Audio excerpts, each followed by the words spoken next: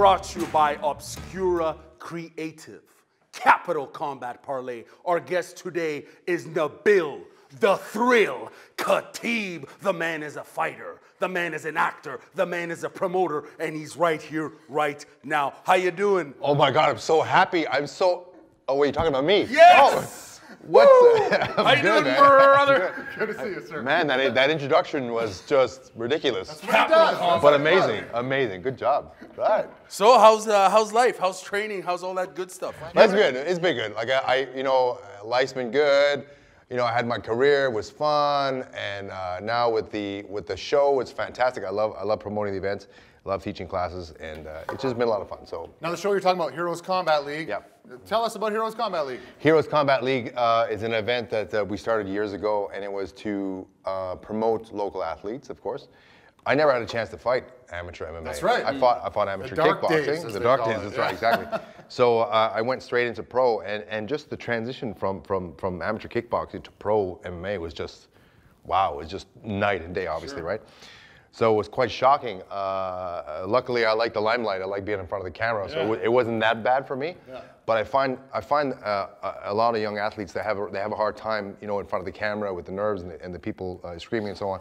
So with this show, it really helps them, you know, get started, you know, slowly with the crowd and the proper equipment to make sure they're safe and so on, and it just gives them an opportunity to find out if this is what they really want to do, right, and as safely. And I try to make it as professional as possible for them. Now, the sport's been banned in the province of Ontario and a few other provinces. How's that impact? That's not to say we were doing things wrong.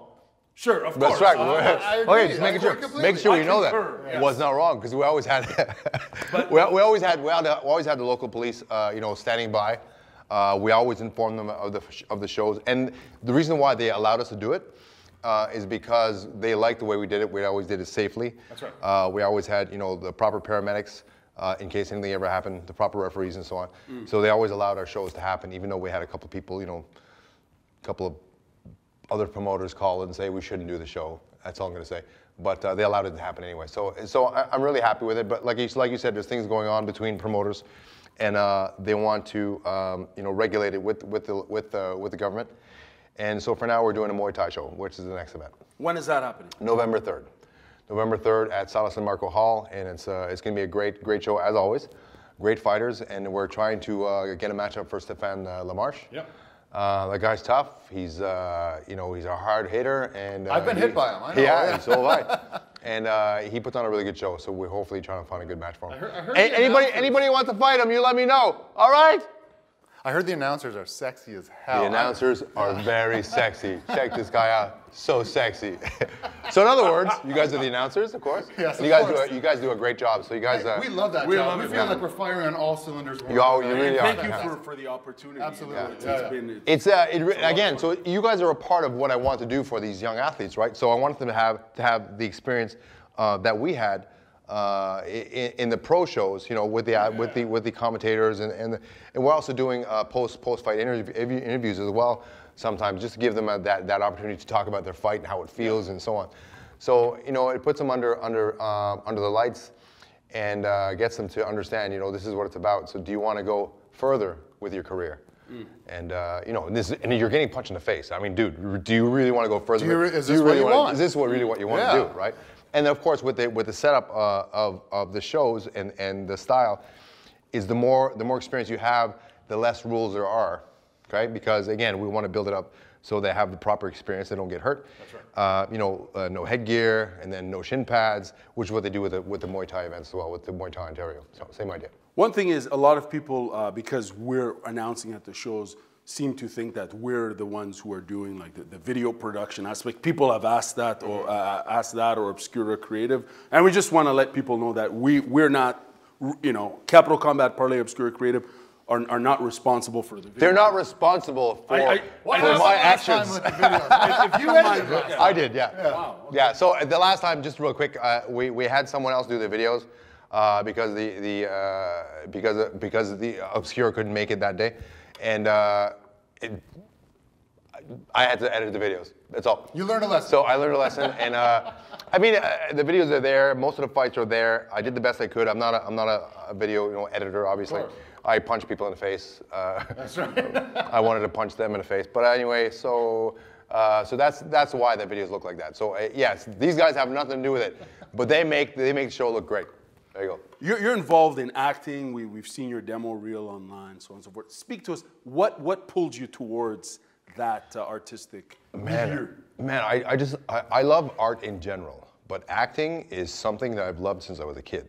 Like realistically, you know, most fighters will tell you, oh, Bruce Lee, that's what got me into fighting. Yes, 100%, for sure. But he was also an actor, which is something I loved as well. Yeah. I just never had a chance as a kid to do that. You know, growing up, you know, Lebanese parents working in restaurants, that type of thing. So, you know, work for a living, be the lawyer, be the whatever, you know, that the parents always want you to be. That never happened, obviously. What do they think about you as pursuing acting now? Well, my parents have been gone a long time. But if they were around today, they would be like, no, son, please go become lawyer. Don't waste your time. Right. You know, please go become a lawyer, doctor, or something better. But you know what? But parents have good intentions. Of course, they always do. But you know what? If they see me in stuff, if they saw me in some of the demo reels, then they'd be excited. Of course, we were talking about your demo reel. We were pretty impressed. You're Thank getting you. some, and we follow your progression online as well. You're getting some good roles, and you're beating people out. Which is it like fighting in that? Like you're competing It's so much like, because you have to compete, right? You have to. When you're sitting in a room waiting for your audition, you're checking out the room. Yeah. Dude, I'm telling you, you're sitting there. Like if you go example, you're going to a fight, right? You go to the weigh-ins. Yeah. You're sitting around the weigh-ins. What do you think you're doing? Yeah. You're checking out the dude you know you're fighting, looking him up and down. You're doing that the same thing at the audition, right? You're sitting in the room. You're wondering, is he auditioning for this hero? I can beat him out. I got a better. Inside your head, you're doing that, right? Of course, yeah. But you always have to walk away, just like your fight. Same thing. You walk away saying, I did the best I could, and you forget about it. That's it. A few of my fights, I had a hard time doing that. Yeah. You know, I'm like, no, I could have done. I should have. Sure. I should have won that fight. You know, it happens. Sure. But once you walk away, once you learn how to walk away after a really good audition, and you know you did a good job, then you walk away happy. Don't expect a phone call. Do nothing. No nothing. That's right. Nothing. Yeah. So it's been really good. So it's kind of like that, you know, the old conflict of man or woman versus him or herself, as opposed to opponents. A lot like people say fighting is, you know. Yeah. It's very much. You have to also understand that as an actor, you're being judged. Right. Literally, like right. they're judging, like looking at you, going, You got to be thinking that the whole time. So when you're fighting, you're being judged as well, and on your speed and your technique and so on. But then there's a winner, which there is as well when you're auditioning. But you're like, you're walking into these directors and producers, and you're like, I really want to be in your film. Can you just put me in there? You have to show them how good you can be. And you walk away, and then you walk away and you don't get the role. And you're like, well, did I do a good job? So you're being judged. You have to be able to deal with that type of thing. Has your acting helped in terms of with your promoting and your advertising and that sort of? No, I don't think it has. I think it's a whole different ball game, and I think it's just a different skill set completely. I'm used to being in front of the camera anyway. Mm-hmm. But that's, doing interviews like this and talking on the mic in front of a crowd. But when you have to immerse yourself into a different character, you actually have to play a role. You have to understand the situation. You have to understand the story. So there's no real story right here. There's no real story in the ring except you're going to beat somebody up and you want to move your head and so on. So you have to sort of you have to think about how you would react to that situation and then act accordingly. So it's a little different. So it's a little different. You've been involved in the martial arts scene in this region for quite some time. What has this experience being involved in this scene as a competitor, as a promoter, what has it taught you? I'm sure it's taught you many things. Okay, so I'll go back a long way. Before I started martial arts, I had some real personal problems. Okay, I'll be very honest with you. I wasn't the smartest kid in the room, although I thought I was. So the street for me was not the best place for me to be. So I had a really hard time with that. I fought through it. I dealt with it. I got through some really, really rough times. But let me tell you something. When I first stepped into a martial arts studio, and it was Tarian Jiu-Jitsu way back when John Tarian was there. When I first walked in, I fell in love with martial arts. And martial arts is what got me to be who I am today. Not just the martial arts. My experience, of course, in life with drugs and this and that and the other, of course, that made me understand life better. But becoming a martial artist, I really wanted to become a martial artist, right? Not necessarily a fighter, but a martial artist. And you know, the honor and respect, I found that really, really intriguing. And really, I delved right into it. I dove right in, you know, head first, and I loved it. Kickboxing and competition, jiu-jitsu, and learning martial arts and self-defense and so on. And then as I started learning self-defense, I'm like, what is this Muay Thai stuff? What is it? Boxing, I know, but I want to try it, and this and that. And I wanted to elevate my martial arts. And the more I did that, the more I found I was able to, I don't want to say meditate, but pretty much. Find balance? Find balance, there you go. Meditating, you know, people tell me, oh, you should try meditation. Man, meditating, I've been meditating for 20 years in martial arts. Like 22, 23 years. How long? Like when I fight, that's meditation for me. That's like, you're not thinking, you're just fighting. So for me, that's what helped me become the person I am. I'm happy with the person I am, and I think that martial arts was a really, really big, a big deal about it, a big addition to it, a big reason behind it, I should say. Nabil, Robert Drysdale is coming to Ottawa. Tell us about it. Robert Drysdale is coming to Ottawa. Thank you very much for mentioning that. Of course. because it's very important. Yes. So Robert Drysdale, if you guys don't know who he is, he's of course you know who he is. World champion, jiu-jitsu, black belt, you know, Abu Dhabi champion.